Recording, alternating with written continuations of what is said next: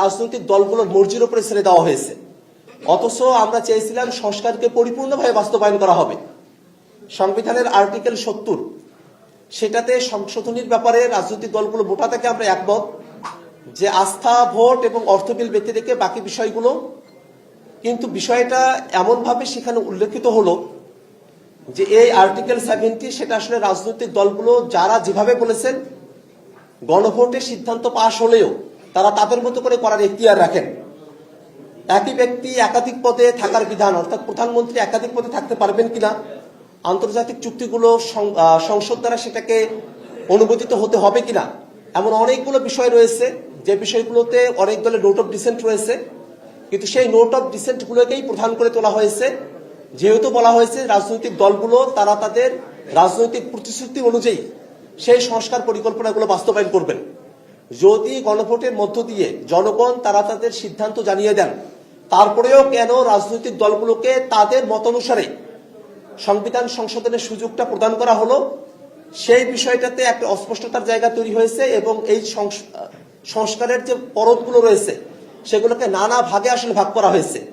আমরা চেয়েছিলাম জুলাই সনদের পরিপূর্ণ বাস্তবায়ন, কিন্তু এই আদেশের মধ্যে জুলাই সনদের সংস্কার প্রস্তাবনাগুলোকে কয়েকটি ভাগে ভাগ করে সেগুলোর মধ্যে গুরুত্বের বিচার অগুরুত্বের বিচার তৈরি করে এটার আংশিক বাস্তবায়ন এবং আংশিকভাবে রাজনৈতিক দলগুলোর উপরে ছেড়ে দেওয়া, এমন ধরনের একটা পরিস্থিতি এই জুলাই সনদের মধ্য দিয়ে তৈরি হয়েছে বাস্তবায়ন আদেশের মধ্য দিয়ে। এবং আমরা দেখেছি এই জুলাই সনদের বাস্তবায়ন আদেশের মধ্যে যদি গণভোটে পাশ করা জিনিস এবং জুলাই সনদে যে বিষয়গুলোতে আমরা একমত হয়েছি এবং কমিশন সিদ্ধান্ত গ্রহণ করা হয়েছে সেটা যদি সুনির্দিষ্ট সময়ের মধ্যে বাস্তবায়ন করা না হয় সেক্ষেত্রে কি ধরনের ফলাফল তৈরি হবে সে বিষয়টা কিন্তু এই আদেশের মধ্যে উল্লেখ করা হয় নাই। আমরা দেখেছি, আমরা আমাদের দলের তরফ থেকে এর আগেও দাবি জানিয়েছি যে গণভোটের যে ফলাফল সেটা যেন বাধ্যতামূলক থাকে, সেই গণভোটের ফলাফল থেকে যেন কেউ দূরে সরে না আসতে পারে। এর আগে কমিশন যখন সুপারিশ প্রেরণ করেছিলেন, কমিশন এই কথা জানিয়েছেন যে যদি পরের সংসদ সুনির্দিষ্ট সময়ের মধ্যে এই সংস্কার প্রস্তাবনাগুলোকে সংবিধানে অন্তর্ভুক্ত করতে ব্যর্থ হয় সেক্ষেত্রে স্বয়ংক্রিয়ভাবে সেগুলো সংবিধানের অংশ হয়ে যাবে। কিন্তু এবার যে আদেশ প্রণয়ন করা হয়েছে সে আদেশের মধ্যে 180 দিনের একটা টাইম ফ্রেম দেওয়া হয়েছে ঠিকই, কিন্তু যদি এই টাইম ফ্রেমের মধ্যে সংস্কারের প্রস্তাবনাগুলোকে পরের সংসদ, যেটাকে সংস্কার পরিষদ বলা হচ্ছে, তারা যদি সংবিধানে অন্তর্ভুক্ত করতে অপারগ হয় বা ব্যর্থ হয় বা তারা যদি অনিচ্ছুক হয় সেক্ষেত্রে সেই সংস্কার প্রস্তাবনাগুলো সেগুলোর ফলাফল কি হবে, সেগুলোকে সংবিধানে অন্তর্ভুক্ত হবে কি হবে না, গৃহীত হবে কি হবে না, সেই বিষয়ে এক ধরনের অস্পষ্টতা এখানে রয়ে গেছে। এবং আরো একটা বিষয় যে সামনের যে সংসদ সেটাকে দ্বিত্ব ক্ষমতা দিয়ে সংবিধান সংস্কার পরিষদ হিসেবে ঘোষণা করা হবে, সেই সংবিধান সংস্কার পরিষদের আওতা কতটুকু সে ব্যাপারে যদিও 7-এর গ ধারার মধ্যে বলা হয়েছে যে জুলাই সনদ এবং গণভোটের মধ্য দিয়ে যে বিষয়টা অর্জিত হবে তার মধ্য থেকেই সংস্কার পরিষদ কাজ করবেন, কিন্তু এখন সেই ধারাতেও সেটা পজিটিভ ল্যাঙ্গুয়েজে বলা হলেও সেটাকে সীমাবদ্ধ করা হয়নি। এখনো যারা জুলাই সনদের ব্যাপারে নানা ধরনের অস্পষ্টতা রেখে এবং জুলাই সনদকে অকার্যকর করতে চায় তাদের জন্য সেই ধারা থেকে ব্যাখ্যার সুযোগ রয়েছে যে জুলাই সনদ এবং গণভোটের বাইরে থেকেও এই সংস্কার পরিষদ তারা তাদের কার্যক্রম পরিচালনা করতে পারে। সেক্ষেত্রে সংবিধান সংস্কার পরিষদ তারা যে সিম্পল মেজরিটিতে সিদ্ধান্ত গ্রহণ করতে পারবে তা নিয়ে বড় ধরনের সংকট তৈরি হতে পারে। আমরা সকলে এটা জানি যে সংবিধান সংশোধন করতে হলে অন্তত 2/3 মেজরিটির প্রয়োজন হয়। সেক্ষেত্রে এখানে জুলাই সনদ এবং গণভোটের বিষয়গুলোকে সংবিধানে অন্তর্ভুক্ত করার জন্য সংবিধান সংস্কার পরিষদ 2/3 মেজরিটির প্রয়োজন নেই, তারা সিম্পল মেজরিটিতে এটাকে গ্রহণ করতে পারবেন। সেই বিষয়টা যদি শুধুমাত্র জুলাই সনদ এবং গণভোটের মধ্যে সীমাবদ্ধ থাকে তাতে আপত্তির জায়গা থাকে না, কিন্তু তার আওতা যদি সিম্পল মেজরিটিতে সংবিধানে কোনো কিছু অন্তর্ভুক্ত করার আওতা যদি জুলাই সনদ এবং গণভোটের থেকেও বেশি হয়ে যায় সেক্ষেত্রে স্বাভাবিকভাবে সংবিধান সংশোধনের যে প্রক্রিয়া 2/3 মেজরিটির যে আলাপ সেটাকে ভায়োলেট করে যে দল তারা ক্ষমতায় আসবেন তারা তাদের মতো করে সংবিধানে তাদের ইচ্ছা অনুযায়ী যে কোনো বিষয়ে অন্তর্ভুক্ত করার তারা সুযোগ পেতে পারেন। এই ধরনের একটা অস্পষ্টতা এই জুলাই সনদ বাস্তবায়নের যে আদেশ তার মধ্যে রয়ে গেছে। সামগ্রিকভাবে আমাদের কাছে মনে হয় জুলাই সনদ বাস্তবায়নের যে আদেশ জারি করা হয়েছে এই আদেশের ব্যাখ্যা ক্ষমতাবানরা তাদের মতো করে করতে পারেন, তেমন একটা অবস্থায় তেমন একটা ভাষ্যে জুলাই সনদ বাস্তবায়ন আদেশ জারি করা হয়েছে। এই সমস্ত বিষয় পর্যালোচনা করে আমরা সরকারের কাছে দাবি জানাই যে সরকার অবিলম্বে জুলাই সনদ বাস্তবায়ন আদেশের সঠিক ব্যাখ্যা প্রদান করবে এবং একই সাথে যে বিষয়গুলোতে জুলাই সনদ বাস্তবায়নের ক্ষেত্রে অস্পষ্টতা রয়েছে সেই অস্পষ্টতাগুলো দূরীকরণ করবে এবং এর মধ্য দিয়ে জুলাই সনদের কে নিয়ে যে সংকটের তৈরি হয়েছে সেই সংকট নিরসনে সরকার উদ্যোগ গ্রহণ করবে। ধন্যবাদ সকলকে। কারো যদি কোনো প্রশ্ন থাকে।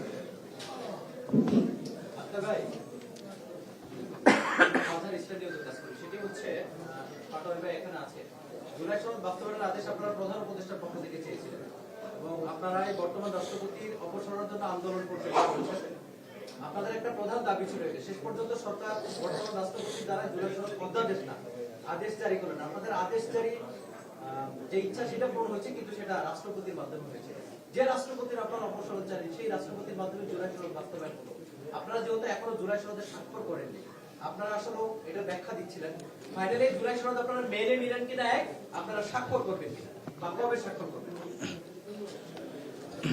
আপাতত ধৈর্য আছে, একটু আমি ক্লারিফিকেশন গুলো দিয়ে দিই। আপনার সংসদ ভবনের সামনে যেই সকল রাজনৈতিক দল স্বাক্ষর করেছিল সেখানে কিন্তু নোট অফ ডিসেন্ট ছিল এবং সেখানে জুলাই সনদটা কিভাবে বাস্তবায়ন হবে, আইনি ভিত্তি যে প্রয়োজন, আমরা কিন্তু এই দাবিটা তুলেছিলাম। তোলার পরে রাজনৈতিক অঙ্গনে সব জায়গায় আলোচনাটা শুরু হয় এবং সবাই এটা বুঝে যে এটার আসলে একটা বাস্তবায়নের প্রক্রিয়া প্রয়োজন অথবা আইনি ভিত্তি প্রয়োজন। সরকার আইনি ভিত্তি দিয়েছে, সরকার এখানে দরদ দেখিয়েছে, কিন্তু সরকার কোনো দায় দেখায় নাই।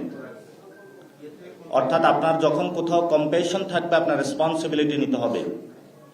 সরকার এখানে হলো তরকারি বাটি থেকে রাজনৈতিক দলগুলোকে এক চামচ করে ভাগ করে দিয়েছে। বিএনপিকে 1 চামচ দিছে, জামায়াতকে 1 চামচ দিছে, কিন্তু জনগণের যে প্লেট ওটা খালি রয়ে গিয়েছে।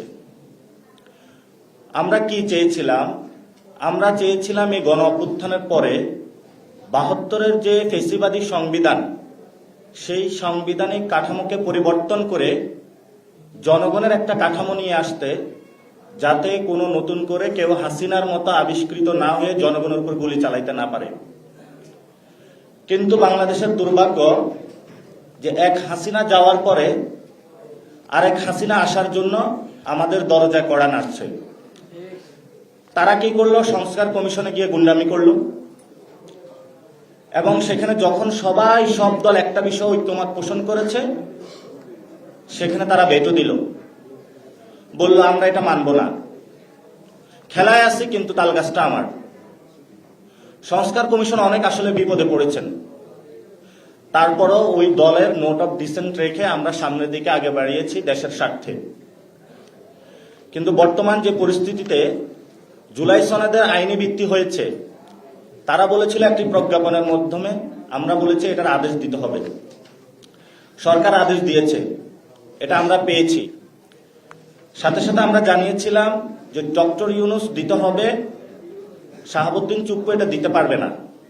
ফলত আমরা জুলাই সনদের আইনি ভিত্তি পেয়েছি, কিন্তু নৈতিক ভিত্তি জায়গাটা আমরা পাইনি।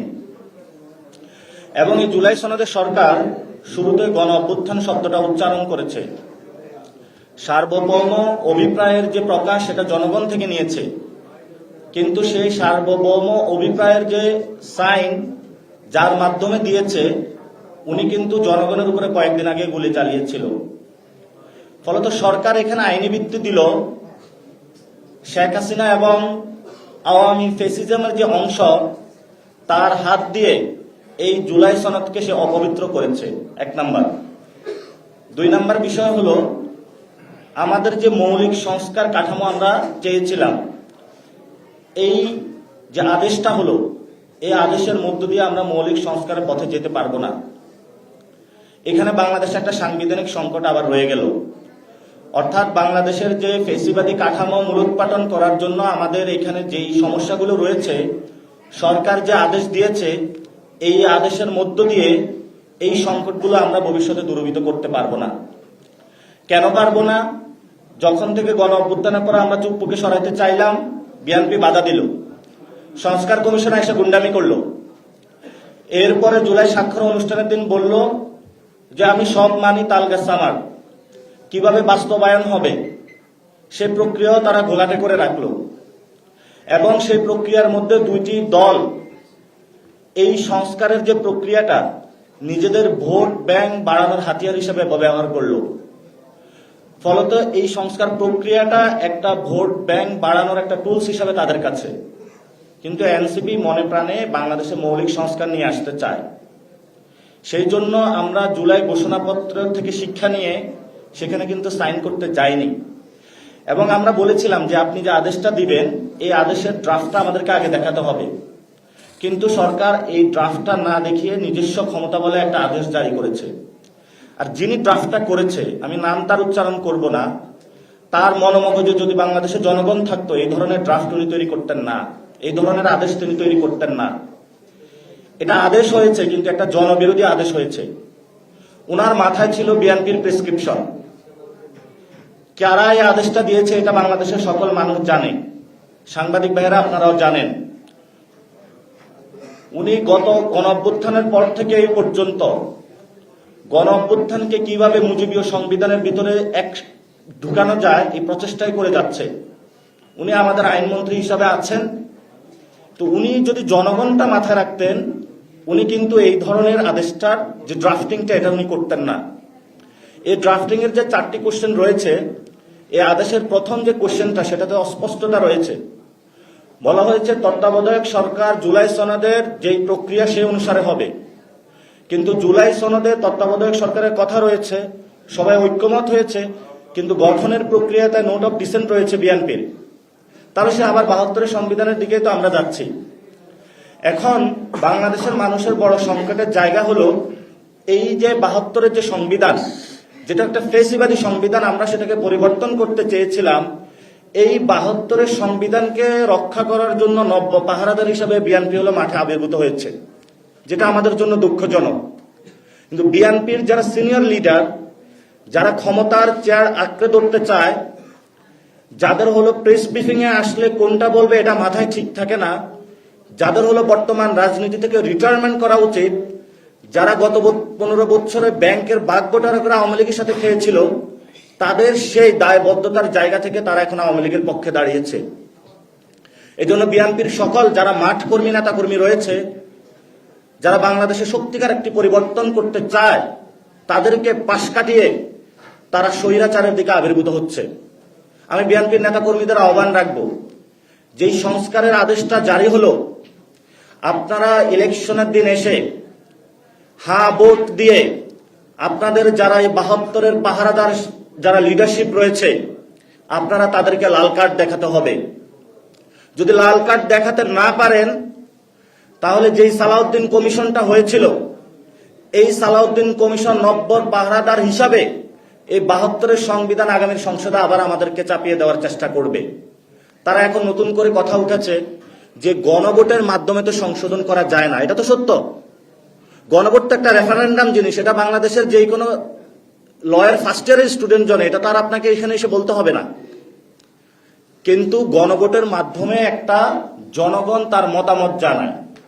এখন কনস্টিটিউশন তো পিপলস উইল। আপনি যখন রেফারেন্ডামের মাধ্যমে মতামত জানালেন আমি পরিবর্তন চাই, পার্লামেন্টে 300 গডফাদার দিয়ে এটা আপনি আপনার পরিবর্তন করে দিতে চাচ্ছেন। আমরা তাদেরকে আহ্বান জানাবো, গণভোটকে আপনি সম্মান করুন। জনগণের যে রায় সেটাকে আপনার সম্মান করতে হবে।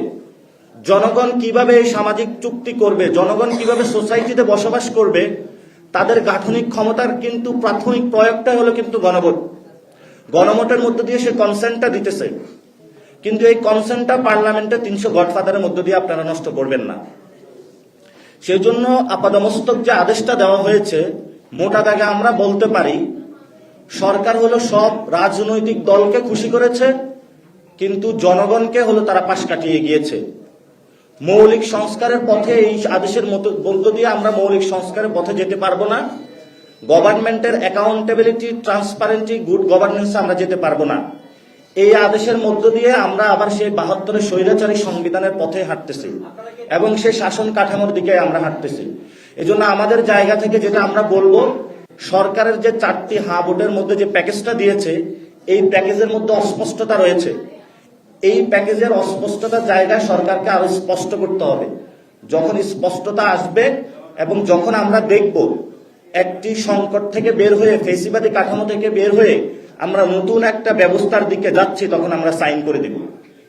এখন যেই সংকটটা আছে, এখন 72 সংবিধানের পাহারাদার হিসাবে আমি তো 72 সংবিধানের পাহারাদার হইতে পারি না এই আদেশের মধ্য দিয়ে।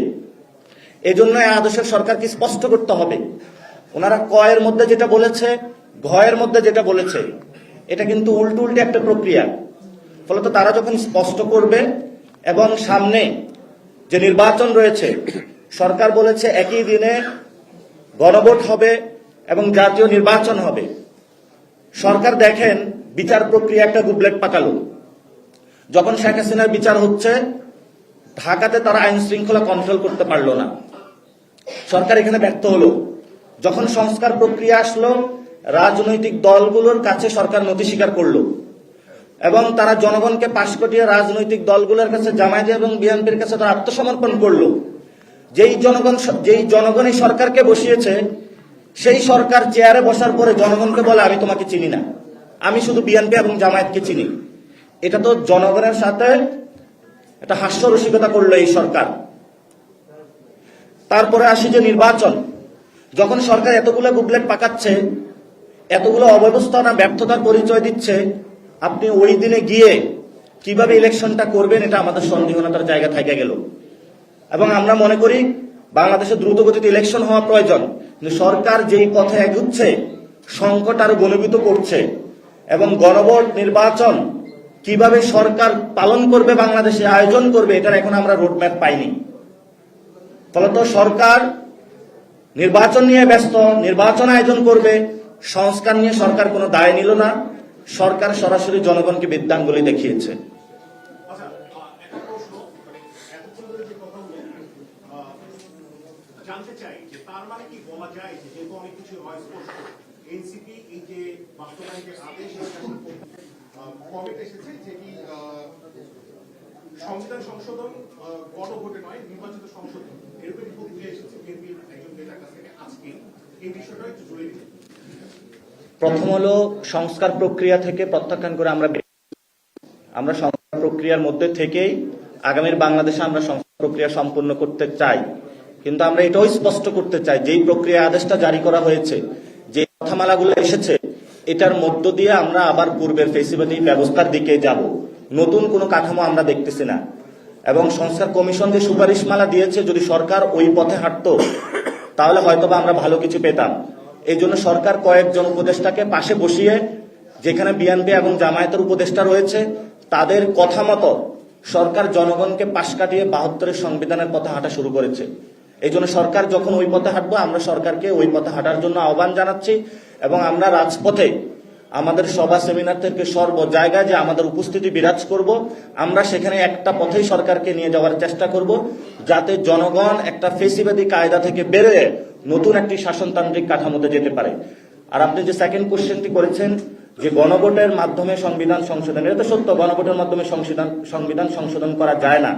কিন্তু গণভোটের মধ্যে যে পিপলস উইল তৈরি হয়, ওই পিপলস উইল মাধ্যমে সংবিধান সংশোধন করা যায় এবং সংবিধানকে আমূল পরিবর্তন করা যায় এবং জনগণের যে রায়, এটার মধ্য দিয়ে নতুন বাংলাদেশ সৃষ্টি করা যায়। এই জন্য সালাউদ্দিন সাহেব গতকালকে যে কথাটা বলেছিলেন, সরকারের এক্সট্রা কনস্টিটিউশনাল আদেশ দিয়েছে, কনস্টিটিউশন অনুযায়ী তো আদেশ হয় নাই, এটা তো সত্য কথা। আবারই হলো গণভোটের মাধ্যমে যেই সংবিধান সংশোধন করা যায় না, এটাও সত্য কথা। কিন্তু ওনার যেই কথাটা উনি বলেছেন, যেই সময় বলেছেন, এটার আমরা মনে করি যে ওনার হীনমতলব রয়েছে। অর্থাৎ ওনার কথা ভালো, উদ্দেশ্যটা খারাপেরই। অর্থাৎ মুখে একটা বলছে, ভিতরে হলো আর একটা রয়েছে। এই জন্য হলো এটা আমরা কনসিডারেশনে নিচ্ছি না। আমরা দুইটা জায়গায় স্পেসিফিক দাবি জানাচ্ছি। সরকারকে বলবো আমরা, আপনি এই সনদের স্পষ্ট করুন এবং ফেসিবাদী 72-এর সাংবিধানিক কাঠামো থেকে বের হয়ে যেই জনগণ আপনাকে ক্ষমতায় বসিয়েছে ওই জনগণের একটি সংস্কার প্রক্রিয়ার দিকে আপনি হাঁটুন, 1 নাম্বার। 2 নাম্বার, জামায়াত ইসলামী এবং বিএনপি অপরাপর যারা রাজনৈতিক দল রয়েছে আপনাদের কাছে আহ্বান জানাবো, সংস্কার প্রক্রিয়াকে ভোট ব্যাংকের ইস্যু বানাবেন না। যদি সংস্কার প্রক্রিয়া ভালো হয় তাহলে আপনারা যদি ভালো প্রার্থী দেন আপনারা 2 দলে আগামীতে বাংলাদেশের সুন্দর রাজনীতি করতে পারবেন। আর যদি সংস্কার প্রক্রিয়াতে আপনারা ভোট ব্যাংকে কয়েকটা ভোট ব্যাংক বাড়ানোর টুলস হিসাবে ব্যবহার করুন, তাহলে যেইভাবে আজকে এক দল আরেক দলকে আপনারা মারতেছেন বাংলাদেশে এভাবে আপনাদের মারামারির মধ্য দিয়ে যাবে। জনগণ আপনাদেরকে প্রত্যাখ্যান করবে, এটা আপনাদেরকে বুঝতে হবে। এই জন্য এনসিপি 2 দলের যে মারামারি রয়েছে, সংস্কারকে পাশ কাটিয়ে নিজেদের দলীয় যে দ্বন্দ্বযুদ্ধ অবতীর্ণ হয়েছে, আমরা এইসব দ্বন্দ্বযুদ্ধে নাই। আমরা জনগণের যে ভয়েস, জনগণের যে কাঠামো প্রয়োজন সেই কাঠামোটা সরকার এবং রাজনৈতিক দল থেকে আদায় করে জনগণকে বুঝিয়ে দেওয়ার জন্য আমাদের সংগ্রাম অব্যাহত রাখবো। আসিফ ভাই, আমার ছোট্ট একটা প্রশ্ন ছিল। আপনি আজকে বলছিলেন উপদেষ্টা পরিষদের এক আদেশ যে আজ করেছে, যে ড্রাফট করেছে, এর সাথে গত 2 মাস আগেও এনসিপি থেকে বলা হয়েছিল যে উপদেষ্টা পরিষদের কয়েকজন প্রেসিডেন্ট নিরাপত্তা হারিয়েছে। আজকে আবার জামাত ইসলামী তাদের 8 জন থেকে বলা হয়েছে তৃতীয় উপদেষ্টার কথা, যে সরকারের। তাহলে কি আপনারাও কি মনে করেন যে সরকারের যে নিরাপত্তা হারিয়েছে এই সরকারের মাধ্যমে সুষ্ঠু নির্বাচন সম্ভব না? আমরা এটা ডিরেক্টলি বলতে চাই না। যারা মুখে বলে সরকার নিরপেক্ষতা হারিয়েছে আবারই হলো ভিতরে যায় সরকারের সাথে গোল টেবিল করে। আমরা এই ধরনের দ্বৈত রাজনীতি করতে চাই না। আমরা সরকার এখনো সকল দল ম্যান্ডেট রয়েছে এবং সকল দলে কিন্তু এই সরকারকে এখনো সাপোর্ট করতেছে এবং সরকার যেটা দিয়েছে সকল দল তো মেনে নিয়েছে। যদি নিরপেক্ষ না হয় আপনি কেন মেনে নিয়েছেন? আমরা সকল দল এবং বাংলাদেশের জনগণকে বলবো যে সরকারকে হলো সোজা রাখতে হবে। সরকার হলো একদিকে হলো বিএনপির দিকে একবার হেলে, একবার হলো জামাতের দিকে হেলে, মানে যে একটু জোরে ঝাঁকি দিতে পারে। এই জন্য সরকারকে বলবো আপনার কোনো দলের দিকে হেলা দরকার নাই। আপনি জনগণ আপনাকে বসিয়েছে, জনগণের পথে আপনাকে যেতে হবে। কিন্তু জনগণের পথে যেতে সরকার পথ হারিয়ে একবার বিএনপির দিকে যায়, একবার জামাতের দিকে যায়। এই জন্য আমরা সরকারকে আহ্বান জানাবো যে বন্ধু, তুমি পথ হারিও না, সোজা পথে জনগণের পথের দিকে হাঁটো তুমি। এবং আমরা এটা বলেছিলাম, সরকার একবার পথ হারিয়ে লন্ডনে চলে গিয়েছিল, সরকার আবার পথ হারিয়ে জামাতের দিকে চলে গিয়েছিল। এজন্য বলবো সরকারের পথ হলো জনগণ, সরকারের পথ লন্ডন নয়, সরকারের পথ হলো বাড়িধারা নয়, সরকারের পথ গুলশান নয়। সরকারের পথ সরকারের জনগণের পথে হাঁটতে হবে। আমরা সরকারকে আহ্বান জানাবো এই পথে হাঁটার জন্য। আমরা এখনো মনে করি না সরকার নিরপেক্ষতা হারিয়েছে। এই সরকারের অধীনেই এই নির্বাচন হবে, কিন্তু রাজনৈতিক দলকে বলবো যে আপনারা সরকারকে সহযোগিতা করুন একটি সুন্দর পথে যাওয়ার জন্য। কিন্তু আমরা এখানে সরকারের হলো দরদ রয়েছে বাংলাদেশে সুন্দর কিছু করার জন্য, কিন্তু 2টি দলের কারণে সরকার করতে পারতেছে না এবং সরকারের উপদেষ্টাদের মধ্যে অনেকে দায় নিতে চাচ্ছে না এবং অনেকেই তো এখনো উচ্চ কক্ষে যাওয়ার জন্য বিভিন্ন দলের সাথে দেন দরবারও শুরু করে দিয়েছে, আমরা শুনতে পাচ্ছি। যদিও আমাদের কাছে এভিডেন্স নাই, এত সুন্দরে এত চালাকি করে তারা কাজ করে, আমরা এভিডেন্স কালেক্ট করতে পারি না। এই জন্য হলো বাংলাদেশের মানুষ অবশ্য টের পায় কে কোন দিকে কথা বলে। ভয়েস যখন কথা বলে, তার লেখা যখন প্রকাশ হয়, কোন উপদেষ্টা কোন দিকে বাড়ি দেয় সেটা আমরা কিন্তু বুঝি। এই জন্য আপনাদেরকে বলবো এসব দুষ্টামি আপনারা বন্ধ করেন, আপনারা জনগণের যেদিকে সেই পথ হলো আপনারা অংশগ্রহণ করুন। আর লাস্ট যে বিষয়টা আপনারা জানেন যে আমরা জনগণের জনপ্রতিনিধিদেরকে সরকারকে সংসদে পাঠানোর জন্য আমরা মনোনয়ন আবেদন ফর্ম ছেড়েছিলাম। ইতিমধ্যে আমাদের 1011টি মনোনয়ন আবেদন ফর্ম বিক্রি হয়েছে এবং আমরা মানুষ থেকে অনেক ভালো রেসপন্স পেয়েছি। ডাক্তার, উকিল, পেশাজীবী থেকে শুরু করে ব্যবসায়ী, সব ধরনের জনগণের, আলেম ওলামা, আমরা শিক্ষক, সব জায়গা থেকে আমরা নমিনেশন পাচ্ছি। আমরা এই পর্যন্ত 1011টি নমিনেশন আবেদন ফর্ম জনগণ আমাদের থেকে নিয়েছে, তারা সংসদে জনগণের প্রতিনিধি হওয়ার জন্য। জনগণের এই যে উদ্দীপনা, আগ্রহ দেখে আমরা আমাদের এই সময়সীমা আরো বাড়িয়েছি।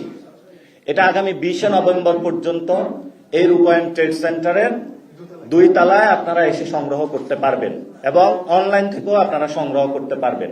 এবং ইনশাআল্লাহ পুরো বাংলাদেশের মানুষকে আমরা জানাতে চাই আমরা দক্ষ, যোগ্য, সৎ প্রতিনিধি পার্লামেন্টে পাঠাতে চাই। আমরা কোনো গডফাদারদেরকে পাঠাতে চাই না, আমরা চাঁদাবাজদেরকে পাঠাতে চাই না, আমরা সন্ত্রাস যারা করে তাদেরকে পাঠাতে চাই না। আমরা কিছু ভালো মানুষকে পাঠাতে চাই। আপনারাও যারা সাংবাদিকতা রয়েছেন, যারা আপনারা পার্লামেন্টে জনগণের প্রতিনিধি করতে চান, আপনারাও একটু ফর্ম তুলবেন। কারণ আপনাদের যে মজুরি, এটা বাংলাদেশে এখনো ঠিক হয় নাই। আপনারা সংসদে গিয়ে আপনাদের যে মজুরি, মালিকদের যে নিষ্পীষণ নিপীড়ন আপনাদের উপরে পড়েছে, সেটা ভাঙার জন্য আপনারাও মনোনয়ন আবেদন ফর্ম তুলবেন। 10,000 টাকা শেষ করে আমরা এটা জুলাই যোদ্ধাদের জন্য হলো এক্সাম্পলারি রেখেছি, সেটা আপনারা অংশগ্রহণ করতে পারেন। তবে এখানে অনেকে কথা উঠিয়েছে যে আমাদের মনোনয়ন আবেদন ফর্ম নাকি জানা 1,000 আমরা ক্রস করে অলরেডি ফেলেছি। আমরা আগামী মনে করি আমাদের 3,000 লক্ষ্যমাত্রা রয়েছে। আমরা আগামী কয়েকদিনে এই লক্ষ্যমাত্রা ইনশাল্লাহ ছুঁতে পারবো এবং সেখানের মধ্য দিয়ে আমরা দক্ষ, আমাদের অলরেডি 10টা বোর্ড করে দিয়েছি। আমরা 10টা বিভাগে 10টা বোর্ড করে দিয়েছি। তারা অলরেডি আমাদের ভাইবা প্রসেস চলতেছে। এর মধ্যে যারা দক্ষ, যোগ সৎ, আমরা তাদেরকে নিয়ে এসে আপনাদের সামনে ইনশাল্লাহ উপস্থাপন করব। আজকে শেষ করি আমরা। ধন্যবাদ সকলকে।